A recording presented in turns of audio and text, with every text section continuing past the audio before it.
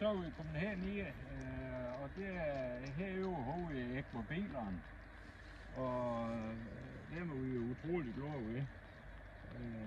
Der er det bitte ekmobil, og så er det store ekmobil. Og der er 64 høns i det store, og så er 28 i det bitte. Og der kunne sagtens blive flere der i. Så der er cirka 90 høns i. Og de er jo så lukket af med de elektriske hønsenet, som vi bruger, som er helt vilde med. Og det vil sige, at hver uge så flytter vi ekmobilerne. Og nu når vi flytter igen, så kommer de længere dagvæk på. Og det er faktisk 3 gange her i sommer, at de tager marken op. Så det her græsmark, der har kun fået det gødning, som hønsen giver. Så når der er noget græs, vi kan se det her, når der er godt med græs, så kommer vores kalv her, og så afgræser de.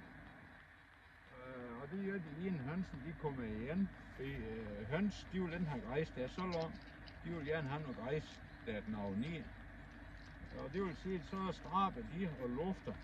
Og sidst men inden mest, så spreder de også kokasserne. Prøv at se alle de fluer der. De er ved at lægge i heri, så der kommer en masse insekter i sådan en kokasse. Og det er hønsen altså helt vild med.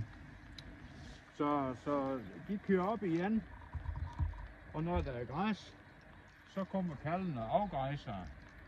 Når det hele det er ved at overstå, så kommer grisen, og så råder de græsmarken hjem. Når de græs, der går her, når de er ved at klar til grøntsagerne næste år. Vi bruger grisen foran grøntsagerne.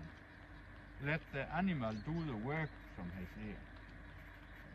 Og grøntsager, de får jo kun det, der falder bagud af grisen og i høns og kalv.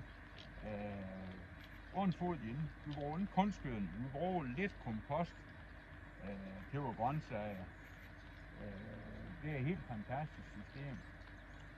Så, men altså først kommer hønsen, så kommer kalven og afgræser, og når der er proces der er øverstår, så kommer grisen og råder græsmarken hjem og er klar til grøntsagerne året efter.